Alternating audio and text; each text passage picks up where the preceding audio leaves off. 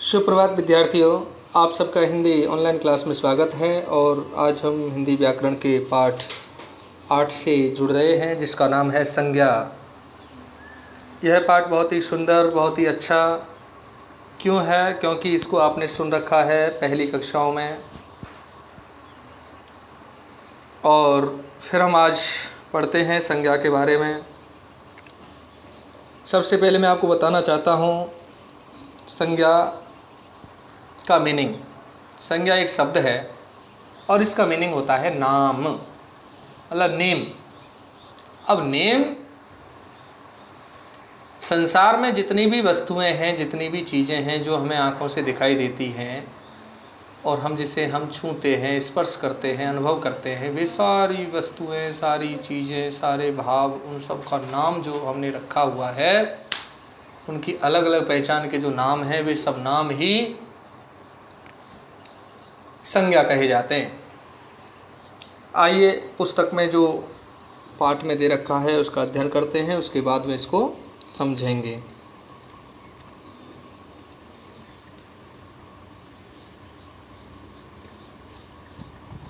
बच्चों, नीचे दिए गए चित्रों को ध्यानपूर्वक देखिए।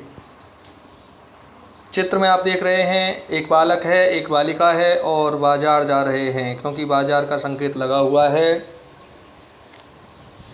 उपर्युक्त चित्र में गरिमा अपने भाई केशव के साथ बाजार जा रही है। कौन जा रही है? गरिमा। किसके साथ? केशव के साथ। कहाँ? बाजार। उसे बाजार से पेन, बस्ता और गेंद खरीदनी है। क्या क्या खरीदना है? पेन, बस्ता और गेंद। केशव को अपने लिए कमीज खरीदनी है। कमीज का मतलब शर्ट से है, हिंदी में कमीज कहते हैं। तो दोनों को अकेले जाते हुए डर लगता है, इसलिए दोनों साथ जा रहे हैं। बच्चे हैं सो अलग अलग जाएंगे तो उन्हें डर लगता है, इसलिए भी दोनों साथ साथ जा रहे हैं। तो इन वाक्यों में रंगीन छपे शब्द, जैसे सबसे पहला शब्द हमने देखा गरिमा और दूसरा केशव, ये दोनों व्यक्तियों के नाम हैं। बाजार स्थान का नाम है। पेन, बस्ता, गेंद और कमीज ये सब वस्तुओं के नाम हैं। तथा डर भाव का नाम है। ये नाम ही संज्ञा कहलाते हैं। मतलब यहाँ पाठ की शुरुआत में दिया हुआ जो ये अनुच्छेद है, ये थोड़ा जो वाक्य दिए गए हैं, इन वाक्यों के माध्यम से हमको समझाने का प्रयास किया है कि जैसे यहाँ हमने देखा गरिमा और केशव, तो ये नाम हैं व्यक्तियों के। तो व्यक्तियों के जितने भी व्यक्ति हैं इस दुनिया भर में, उन सब के जो नाम हैं, वे सब नाम संज्ञा माने जाते हैं। और स्थानों के नाम भी संज्ञा माने जाते हैं, जैसे स्कूल, पार्क, घर, बाजार, मंदिर, चिड़ियाघर, जो भी स्थान है। इसके अलावा वस्तुओं के नाम, जितनी भी वस्तु हम दिखाई देती हैं हमें, जैसे हमारे कपड़े भी वस्तु ही हैं, घर में रखी हुई सामान जो भी हैं वो भी वस्तु हैं। तो वस्तु प्राय निर्जीव चीज़ होती है, मतलब उनके अंदर जीव नहीं होता है, ये हलचल नहीं कर सकती अपने आप से। और इसके अलावा भाव की बात है। भाव क्या है? भाव इमोशंस, अंदर उठने वाले विचार, उन विचारों से जो हम सामने वाले को समझते हैं, उसके गुण को, दोष को, रूप को, आकार को, उसके अंदर जो मोटिवेशन होते हैं। मतलब मैं क्या समझाऊं आपको, भाव का मतलब होता है जो चीज़ हमें ना तो आंखों से दिखाई देती है, ना हम उसको स्पर्श छू सकते हैं। जैसे ईमानदारी। अब आपको पता है ईमानदारी कितनी बड़ी होती है? आप मुझे जवाब दे सकते हैं क्या? ईमानदारी कितनी मोटी होती है, कितनी लंबी होती है? साहब, ईमानदारी ना मोटी होती, ना लंबी होती, ना छोटी होती, ना पतली होती। क्यों? क्योंकि ईमानदारी हम आंखों से नहीं देख सकते, उसको छू नहीं सकते। ईमानदारी एक भाव है जिसे हम अनुभव कर सकते हैं, महसूस कर सकते हैं। इट मीन्स फीलिंग्स जो हैं हमारी, वो भाव हैं। हर व्यक्ति के अंदर कोई ना कोई भाव छुपा हुआ रहता है। कोई व्यक्ति के अंदर गुण हैं तो कोई व्यक्ति के अंदर दोष हैं, तो कोई कैसा है कोई कैसा है। आप समझ गए होंगे भाव के बारे में।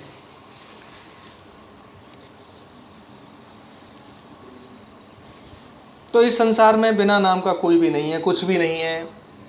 प्राणी अथवा वस्तु को नाम से ही पहचाना जाता है। इस दुनिया में पहचान के लिए नाम रखे हुए हैं, और भी जो नाम है ना सभी चीज़ों के, वे सब संज्ञा हैं। आइए परिभाषा से जुड़ जाते हैं।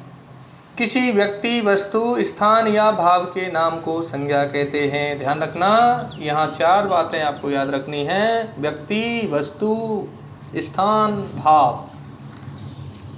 मतलब हमें संज्ञा रूपी या संज्ञा का एक महल बनाना है, और उस महल में 4 पिलर लगाने पड़ेंगे, खम्भे, जिसमें पहले खम्भे का नाम व्यक्ति, दूसरे का नाम वस्तु, तीसरे का नाम स्थान और चौथे का नाम भाव। मतलब इन 4 शब्दों के आधार पर ही हम संज्ञा शब्द की परिभाषा तैयार कर सकते हैं। उदाहरण दिया है यहाँ, हम समझेंगे। सरदार वल्लभ भाई पटेल। तो सरदार वल्लभ भाई पटेल एक व्यक्ति थे, महान व्यक्ति थे। तो ये व्यक्ति का नाम है।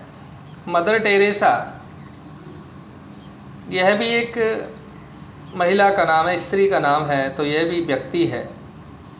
कुतुब मीनार आपने सुना होगा। ये दिल्ली में एक बहुत ऊंची इमारत है। इमारत मतलब एक छोटे से स्थान पर बहुत ऊंचाई से बनी हुई है, और कुतुबुद्दीन ऐबक के द्वारा इसको बनवाया गया था। जब आप दिल्ली जाएं तो ज़रूर कुतुब मीनार देख करके आएंगे। और भाव के नाम को, अब भाव क्या है यहाँ पर? बचपन क्या है? भाव है। बच्चे को हम देखते हैं, अरे भाई इसका तो बचपन है। थोड़ा और बड़ा होता है, इसकी तो जवानी है।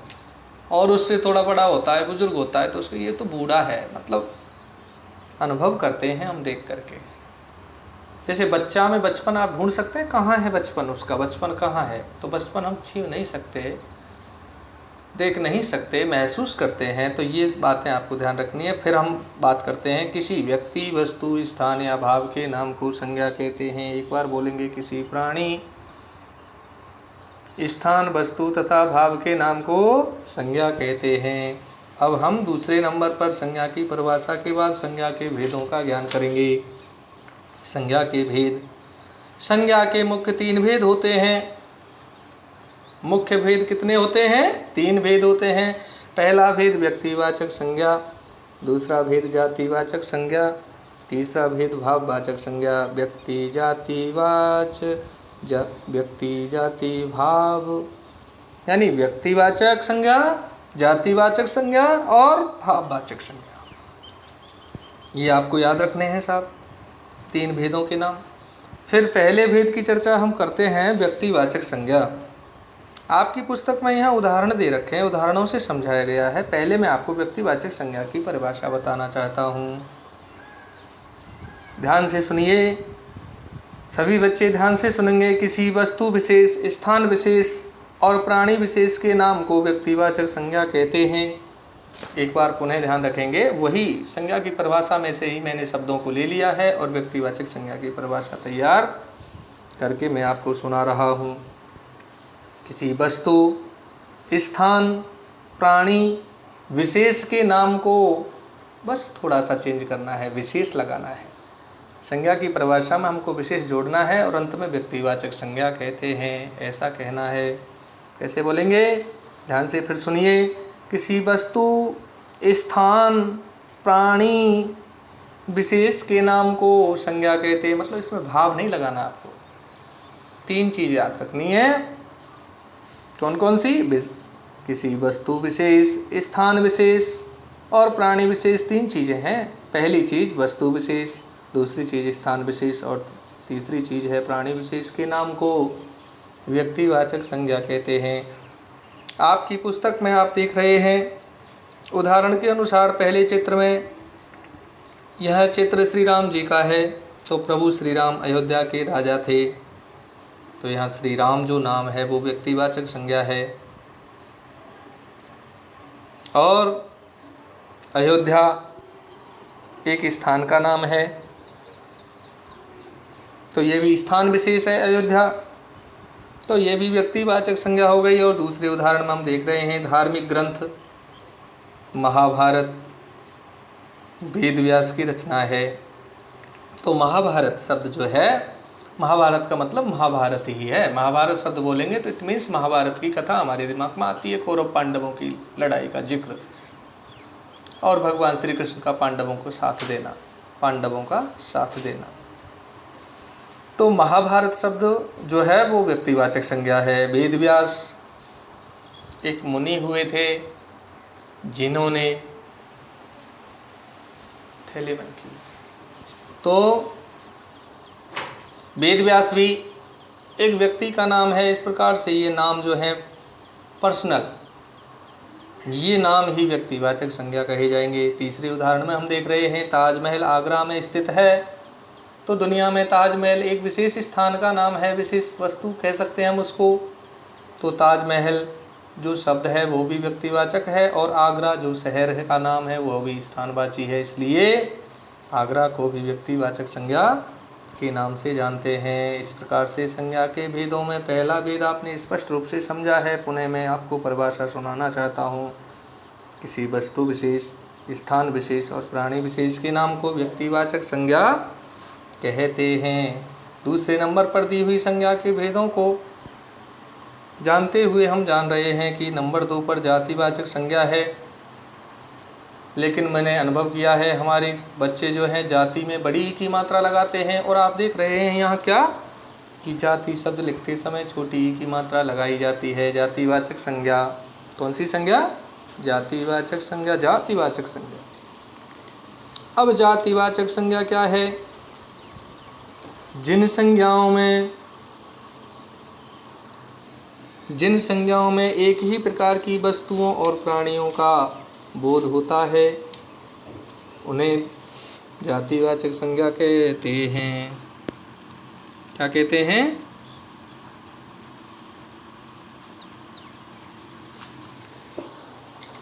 एक बार पुनः फिर देख लें। जिन संज्ञाओं में एक ही प्रकार की वस्तुओं और प्राणियों का बोध होता है, एक ही प्रकार की, ध्यान रखना, एक ही प्रकार की। अब तुम्हें पता है एक ही प्रकार की अनेक वस्तुएं होती हैं, और एक ही प्रकार के प्राणियों में अनेक तरह के प्राणी मतलब प्राणियों में अनेक प्रकार के प्राणी पाए जाते हैं। जैसे मैं उदाहरण आपको समझाना चाहता हूँ, नीचे दिए गए हैं। टोकरी में फल रखे हैं। अब देखो फल तो अलग अलग हैं, लेकिन सबके लिए एक शब्द हमने यूज किया, सिलेक्ट किया, फल। फल मतलब इट मीन्स फलों की जाति का नाम फल है। अब अनेक फल आप देख रहे हैं, जैसे अनानास का फल है, केले का फल है, सेब का फल है, अनार का फल है, अंगूर का फल है, और भी फल इसमें रखे हुए हैं, लेकिन हैं सब फल। अब यहाँ ध्यान देने की बात मैं कर रहा हूँ, आप सुनेंगे। जब मैं अलग अलग नाम बताऊँगा तो वे व्यक्तिवाचक बन जाएंगे, और जब मैं एक शब्द कहूँगा तो वो जातिवाचक हो जाता है। जैसे फल मैंने लिखा हिंदी में फल, तो फल क्या है? सर आप पूछेंगे कौन सा फल, तो कौन सा में जब मैं आपको बताऊंगा, उसकी वैरायटी बता दूंगा स्पेशल रूप से, तो वो फिर व्यक्तिवाचक संज्ञा बन जाता है। जैसे मैं बोलूँगा केला, तो केला शब्द जातिवाचक नहीं है, क्योंकि फलों में से अलग कर दिया हमने केला। है तो फल, फल तो बहुत प्रकार के हैं, अनेक प्रकार के होते हैं फल। तो जब हम स्पेशल विशेष नाम लेते हैं तो वो व्यक्तिवाचक बन जाता है, और जब सबका एक नाम लेते हैं तो वो जातिवाचक बन जाता है। इट मीन्स टोकरी में जो देख रहे हैं आप फल हैं, और ये फल जो शब्द है ये जातिवाचक है, क्योंकि ये अनेक वस्तुओं का, एक जैसी अनेक वस्तुओं का बोध करा रहा है। दूसरे नंबर पर हम देख रहे हैं गमले में फूल खिला है। गमले में फूल खिला है, गमले में फूल। अब फूल भी कई प्रकार के होते हैं भैया, आपके गमले होते हैं घरों में, उनमें भी अनेक अनेक तरह के फूल खिलते रहते हैं।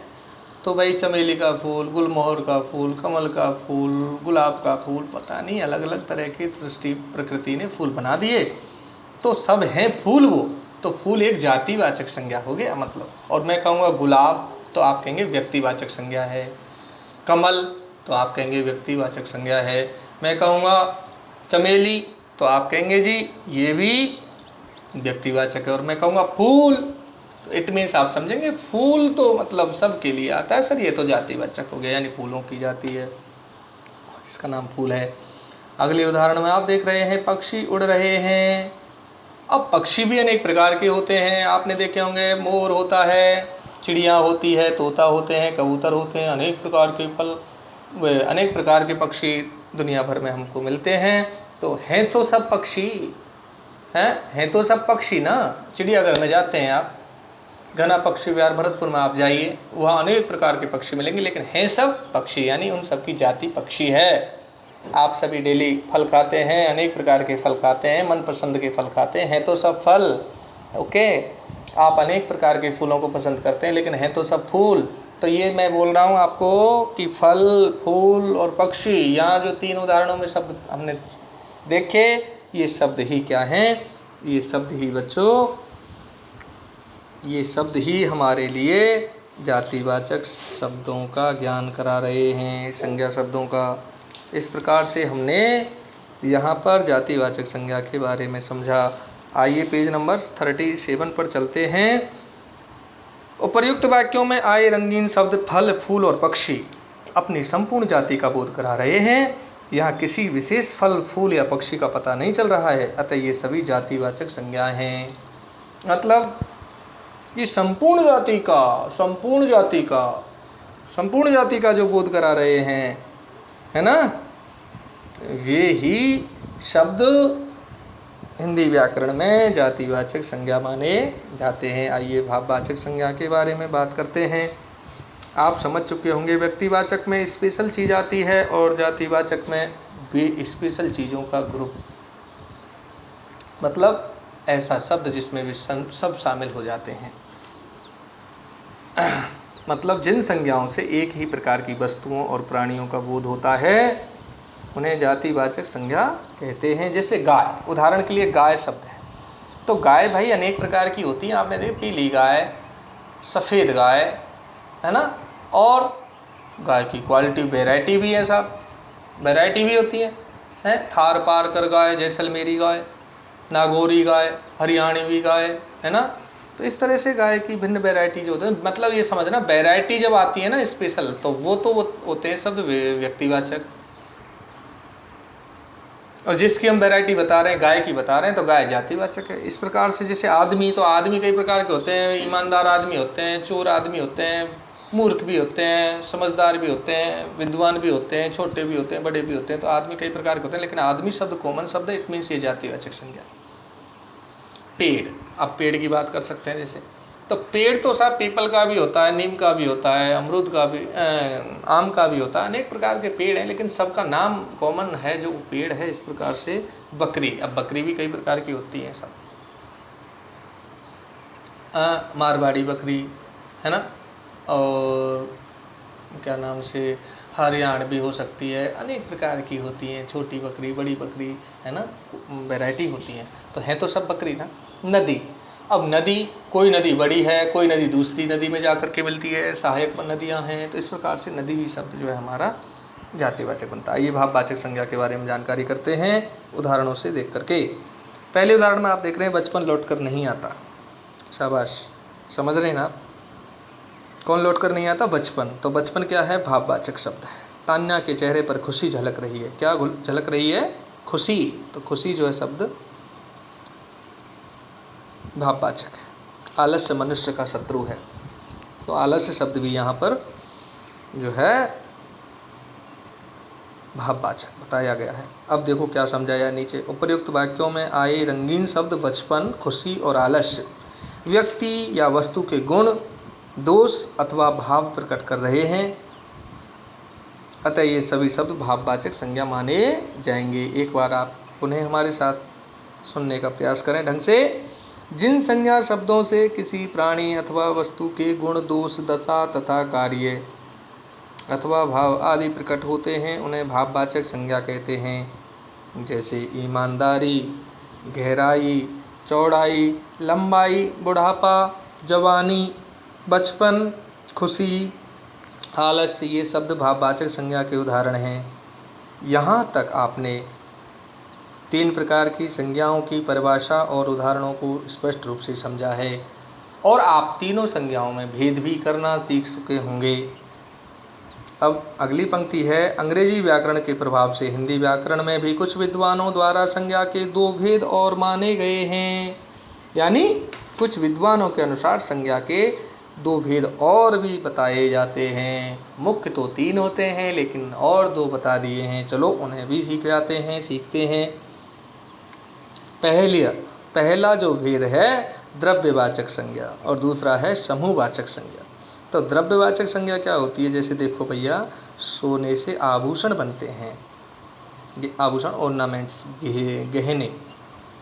दूसरे उदाहरण में आप देख रहे हैं दूध से पनीर बनता है, और तीसरे उदाहरण में आप देख रहे हैं दरवाजा लकड़ी से बना है।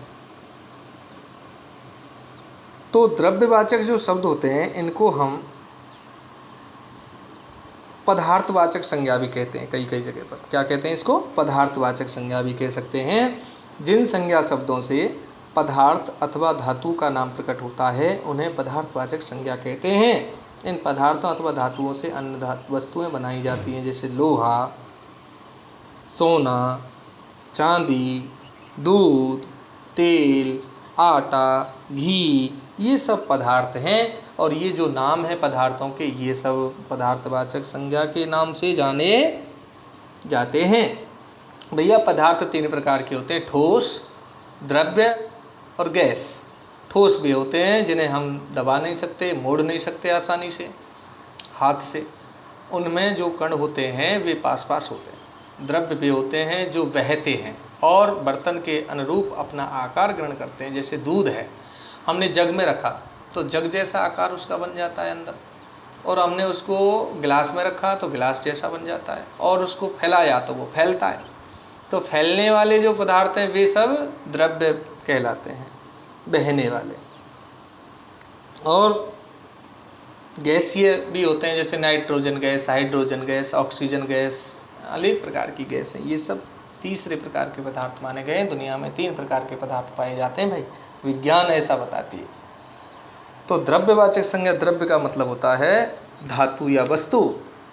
द्रव्य का मतलब वस्तु होता है भाई, या धातु होता है। तो स्पेशली जैसे सोने से हम कोई अंगूठी बनवाता है, कोई कर्ण आभूषण बनवाता है, कोई गले की जंजीर बनवा लेता है, तो ये धातुओं के नाम है। धातु क्या है?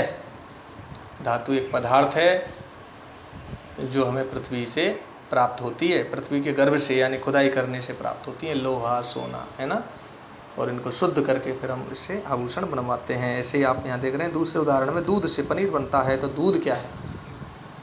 दूध जो है बहने वाली वस्तु है, और ये भी एक पदार्थ है। और लकड़ी, दरवाज़ा लकड़ी से बनता है, तो यहाँ लकड़ी जो है उनसे दरवाज़ा बना, तो ये भी पदार्थ, ये द्रव्यवाचक माने गए हैं। आइए हम दूसरे प्रकार के विद्वानों द्वारा बताए हुए भेद की चर्चा करते हैं, जिसका नाम है समूहवाचक संज्ञा। अब समूहवाचक संज्ञा किसे कहते हैं? जिन संज्ञा शब्दों से किसी समूह, समुदाय अथवा झुंड का बोध होता है उसे समूहवाचक संज्ञा कहते हैं। जैसे मैं आपको उदाहरण बताना चाहूँगा, भीड़। भीड़ एक शब्द है। भीड़, इसका मतलब उसमें अनेक व्यक्ति हो सकते हैं, अनेक पशु भी हो सकते हैं। भीड़ तो भीड़ ही होती है भाई, है ना। अच्छा, भीड़ में तो मनुष्य ही आते हैं, झुंड में पशु आ सकते हैं। उदाहरण के लिए समझो, जैसे कक्षा है, तो कक्षा में बच्चों की संख्या होती है, समूह होता है, तो बच्चों के समूह को हम कक्षा कहते हैं। जैसे एक शब्द आता है सेना, तो सेना में क्या होता है? सैनिकों का समूह होता है, सैनिकों का झुंड होता है। परिवार क्या है? परिवार के सदस्यों का समूह है। जैसे गुच्छा, गुच्छे में क्या है? अनेक चीज़ों का एक समूह होता है, उसे हम गुच्छा कह सकते हैं। तो ये देखिए आप उदाहरण में, पहले में सभी छात्र पंक्ति में खड़े हैं। तो पंक्ति जो शब्द है ना, उस पर ध्यान देना। पंक्ति का मतलब होता है जिसे आप इंग्लिश में लाइन कहते हैं। पंक्ति बनाओ, तो पंक्ति का मतलब है एक व्यक्ति से पंक्ति नहीं बनती, सभी उसमें एक से अधिक होंगे। दूसरे उदाहरण में हम देख रहे हैं मेले में बहुत भीड़ है, तो ये मेला का दृश्य है मेले का, और इसमें भीड़ हमें दिखाई दे रही। तीसरा, फौज देश की रक्षा करती है, तो फौज में अनेक सैनिक होते हैं। तो उपर्युक्त वाक्यों में आए रंगीन शब्द जैसे छात्र है, भीड़ है, फौज है, छात्र नहीं, पंक्ति शब्द आएगा इसमें, यहाँ पे पंक्ति। भीड़ और फौज शब्द पूरे समूह का बोध करा रहे हैं, अतः ये सभी शब्द समूहवाचक संज्ञा कहे जाएंगे। समूह का मतलब ग्रुप। जिन संज्ञा शब्दों से किसी समूह, समुदाय अथवा झुंड का बोध होता है उसे समूहवाचक संज्ञा कहते हैं। बहुत सरल है, ईजी है यार, ये पांचों भेदों को आप अलग आसानी से समझ सकते हैं। इस तरह ध्यान देने की कुछ बातें यहाँ आई हुई हैं। भाववाचक संज्ञा को हम स्पर्श छू नहीं सकते हैं, केवल अनुभव कर सकते हैं। और समूहवाचक संज्ञा को समुदायवाचक संज्ञा भी कहते हैं। एक बार में समय रहते हुए आपको इन पांचों संज्ञाओं के भेद, यानी 3 तो मुख्य और 2 बाद में जो हैं उनके बारे में बताना चाहता हूँ। व्यक्तिवाचक संज्ञा किसे कहते हैं? आपसे पूछा गया व्यक्तिवाचक संज्ञा किसे कहते हैं, और आपने तुरंत जवाब दे दिया कि किसी वस्तु, स्थान, प्राणी विशेष के नाम को व्यक्तिवाचक संज्ञा कहते हैं। जैसे आपने उदाहरण दे दिया, महात्मा गांधी, अशोक, श्री कृष्ण, श्री राम, ये नाम है व्यक्तियों के, तो ये व्यक्तिवाचक संज्ञा हो सकता है ना। आप कह सकते हैं LG की टीवी, तो LG टीवी, सैमसंग टीवी, तो टीवी तो सब होती हैं, लेकिन स्पेशल बताएं हम सैमसंग की टीवी। जैसे साबुन है, तो साबुन, बहुत साबुनों का नाम साबुन है, तो वो उसमें लक्स भी आते हैं, लाइफ बॉय भी आते हैं, तरह तरह के साबुन आते हैं। तो इस प्रकार से अब स्थानों की भी बात इसमें आ सकती है, जैसे भारत है, इंग्लैंड है, दिल्ली है, मुरादाबाद है, ठीक है। अब दूसरे नंबर पर हम बात करते हैं जातिवाचक संज्ञा की, जिन संज्ञाओं से एक ही प्रकार की वस्तुओं और प्राणियों का बोध हो, एक ही प्रकार की वस्तुओं और प्राणियों का बोध होता है, उसे जातिवाचक संज्ञा कहते हैं। जैसे गाय, आदमी, पेड़, बकरी, नदी आदि कह सकते हैं हम इनको। अच्छा, एक बात आपको ध्यान रखनी है, उदाहरण के लिए जैसे मैं नाम बोलता हूँ संजीव, क्या है ये? संजीव शब्द क्या है? ये तो भाई व्यक्ति का नाम है, तो व्यक्तिवाचक संज्ञा हो गई। मैंने बोल दिया शैली, तो शैली तो एक लड़की का नाम है, तो ये तो व्यक्तिवाचक नाम हो गया। शैली एक स्पेशल लड़की का नाम बता रहे हैं आप। मैंने बोल दिया यमुना, तो यमुना एक स्पेशल नदी का नाम है, तो ये व्यक्तिवाचक है। मैंने बोल दिया भारत, भारत किसी देश विशेष का नाम है, तो इसलिए व्यक्तिवाचक संज्ञा हो गया। मैंने बोल दिया गाजियाबाद, तो गाजियाबाद एक स्थान विशेष का नाम है, इसलिए व्यक्तिवाचक है। सूरदास, तो सूरदास एक कवि का नाम है, स्पेशल कवि थे वो हिंदी में, तो उनका नाम है, इसलिए ये तो व्यक्तिवाचक है। लेकिन मैंने ये बोल दिया साथ में पुरुष, तो पुरुष शब्द जो है वो तो जातिवाचक माना जाएगा। मैंने बोल दिया स्त्री, तो स्त्री में अनेक प्रकार की स्त्री हैं, अनेकों स्त्री होती है। नदी, तो नदी में गंगा, यमुना, सरस्वती, कावेरी, कितनी नदियों के नाम आते हैं, तो नदी शब्द जातिवाचक हो गया। मैंने बोल दिया देश, तो देश में भारत भी आ गया, इंग्लैंड भी आ गया, जापान भी आ गया। इस प्रकार मैंने शहर बोल दिया, तो शहर में गाजियाबाद, फरीदाबाद, भरतपुर, जयपुर, आगरा, ये सब आ रहे हैं। मैंने बोल दिया कवि, तो कवि में तो साहब सूरदास भी आते हैं, तुलसीदास भी आते हैं, जयशंकर प्रसाद भी आते हैं, मैथिली षडगुप्त भी आते हैं। ये अनेक प्रकार के कवि, अनेक प्रकार नहीं, अनेकों कवि जो हैं, अनेक कवि हैं, उनके नाम कवि से संबोधित होते हैं। तीसरे प्रकार की संज्ञा का नाम है भाववाचक संज्ञा। जिन संज्ञा शब्दों से किसी प्राणी अथवा वस्तु के गुण, दोष, दशा, कार्य अथवा भाव आदि प्रकट होते हैं, उन्हें भाववाचक संज्ञा कहते हैं। मतलब मुझे ये बेटा कन्फर्म मैं जो बोल रहा हूँ, कैसे बोल रहा हूँ मैं इनकी परिभाषा एकदम से, क्योंकि मुझे इनके अंतर का जो ध्यान है ना, इनमें क्या अंतर है वो अंतर मैंने समझ रखा है, बस इसलिए मैं फटाफट बोल देता हूँ इनको। आप भी अंतर को समझेंगे उस दिन, आप भी फटाफट से परिभाषाएं, अरे रटना नहीं है, रटा तो भूल जाते हैं हम, समझ लो, बस इनके भेद को समझ लो। भाववाचक संज्ञा कहते हैं ईमानदारी, गहराई, चौड़ाई, लंबाई, बुढ़ापा, जवानी, ये सब ऐसे ही नाम हैं जो हमारे भाववाचक संज्ञा के रूप में काम आते हैं। उदाहरण में एक बात ध्यान रखनी है, भाववाचक संज्ञा को देखा और छुआ नहीं जा सकता, इससे केवल अनुभव किया जाता है। इनके अलावा 2 अन्य संज्ञा के भेद भी हैं, जैसे हम पहले नाम से हम जान रहे हैं कि वो द्रव्यवाचक संज्ञा है। द्रव्यवाचक संज्ञा को पदार्थवाचक संज्ञा भी कह सकते हैं। जिन संज्ञा शब्दों से पदार्थ अथवा धातु का नाम प्रकट होता है उन्हें पदार्थवाचक संज्ञा कहते हैं। इन पदार्थों अथवा धातुओं से अन्य वस्तुएं भी बनाई जाती हैं, जैसे लोहा, सोना, चांदी, दूध, तेल, आटा, घी, ये सब।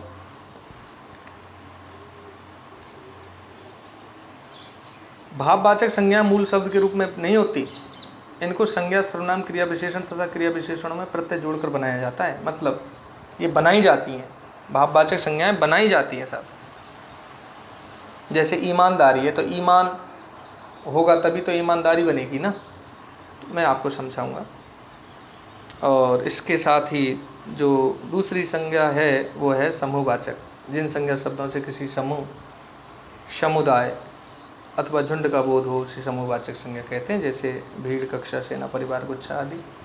तो आज आपने संज्ञा के मुख्य 3 भेद और 2 अन्य भेदों के बारे में परिभाषा, उनके उदाहरणों को समझा है।